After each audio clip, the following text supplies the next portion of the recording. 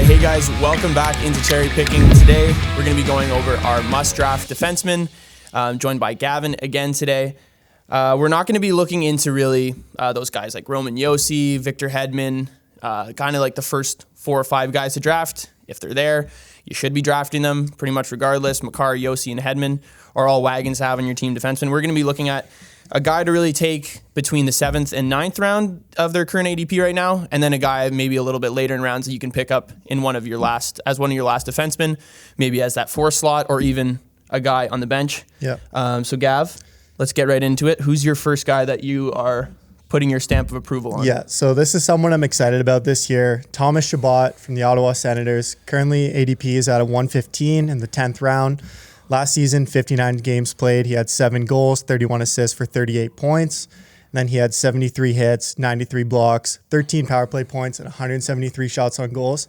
Look, the Senators finished 26th in goals per game last year.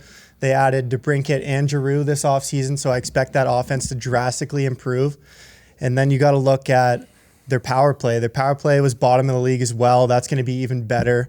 I really love Chabot this year. I think he eats up so much ice time for the Senators. He leads the whole league in ice time. He takes up 43% of possible ice time share.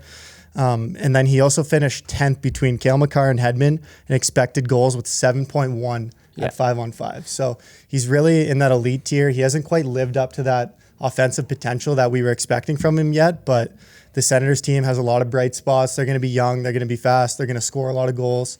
And I anticipate him to really outperform his ADP. I definitely agree with this one.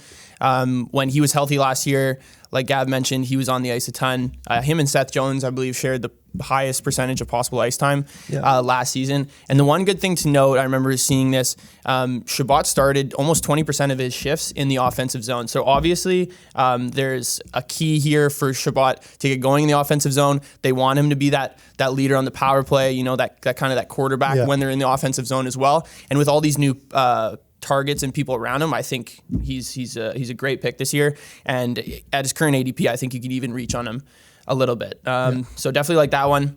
My must draft this year for defenseman is Zach Werenski. A lot of people have been beating this drum for a couple years now, but I really think he's in a good spot to succeed this year.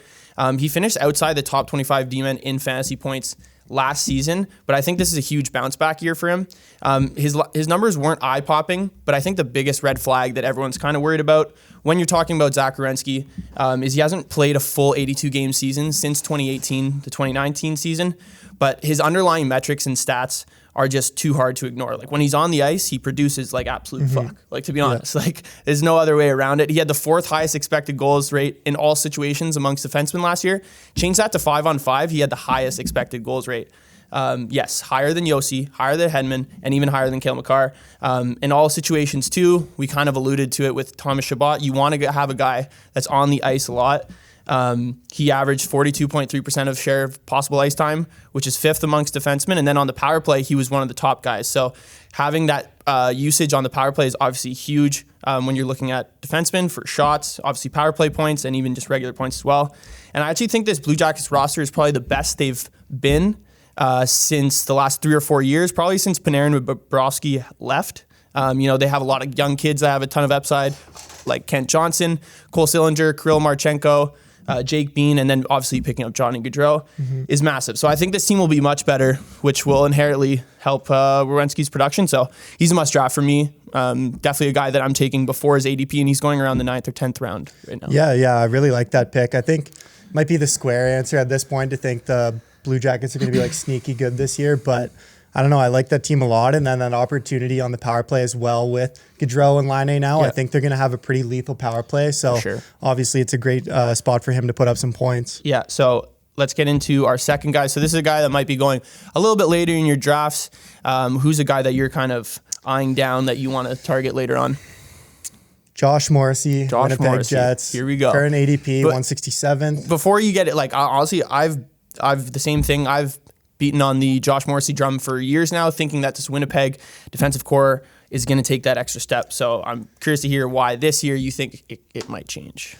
Yeah, well, I don't know. from all these videos so far, apparently I'm really high on the Winnipeg Jets. And last year I wasn't at all, but there's just something about it. So I personally think the Jets are due for a bounce back year. The team has been shaken up with a coaching change, and then Wheeler being stripped from the captaincy as well. Word has come out that team was struggling with locker room issues, ego issues, like a lot of conflict there. And then with the addition of Rick Bowness, he's been known for having teams buy into the defensive play. Yep. So I think kind of like unironically, this is going to bring them better.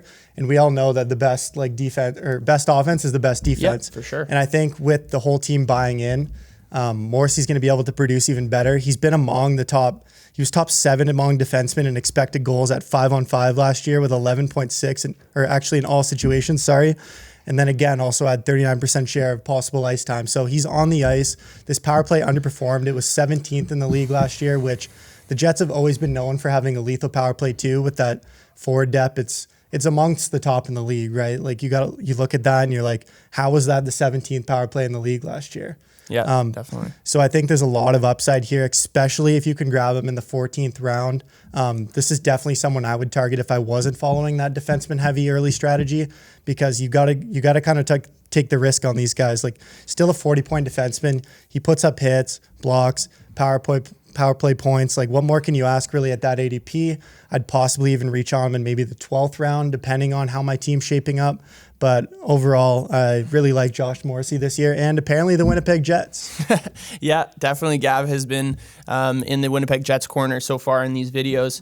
Yeah, I mean, it's hard to disagree. Like he looked like he had one of his best seasons last year, career high in points, shots, power play points as well. So with Rick Bowness coming in, like Gav said, the best offense is the best defense. So if they can shore up on the defensive end, I actually think this will inherently help. The Stars had the 10th too. best power play in the league last year. Yeah, which is actually surprising considering they were like 25th, 24th in goals per game last year. Yeah. So that says a lot about their play at 5-on-4.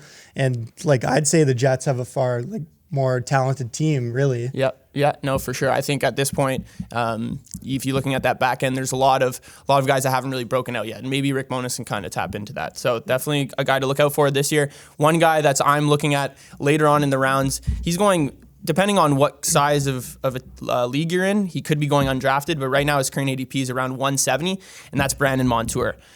Yes, right now on the depth chart, and when you're looking at the lines, he's listed behind Radko Gudas and Lucas Carlson as their third D pair with Mark Stahl. But to be honest, I wouldn't read too much into that. He played 18 minutes per game last year. With Mackenzie Weegar moving on to Calgary, there's 24 minutes per game that's now totally up for grabs, and I think Montour will be a big beneficiary of that. What are they going to give Radko Gudas, 5 or 10 more minutes a game? I don't really think so. I don't think that's where his value really lies. I'd much rather give it to the more offensive defenseman who already plays on the second power play and the penalty kill, and that's Brandon Montour.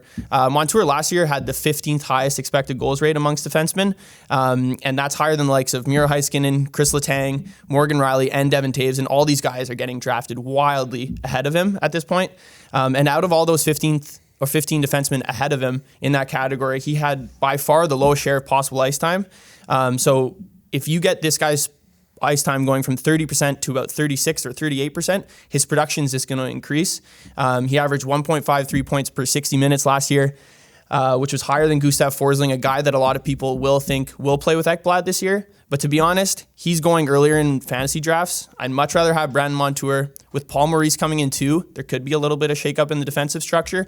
And I personally think Brandon Montour is a much better fit with Aaron Ekblad. So I really like Montour this year. At the end of the drafts, I think he's a steal, in my opinion, and a guy I'd be totally fine slotting in as my fourth defenseman on my team. Yeah, I really like that, especially at that ADP. There's no really risk there. And then you got to think, Ekblad has had some injury history too, so maybe there's a chance he does get up onto PP1 at some point. I really like that pick. It was pretty sneaky. I didn't even really think about him until you were telling me all his underlying metrics are really good. Mm-hmm. The offense will come. So I like that. Yeah, he was kind of left alone in Anaheim for a couple of years, stranded on an island. Really wasn't much production, especially on the defensive side. But now on this Florida team, I think he's in a much better situation. So that's 4 defensemen from us that you guys should be drafting. Let us know in the comments if you agree with them. If there's other defensemen that you guys are targeting for sure, be sure to like, comment, and subscribe. And we will see you guys next time.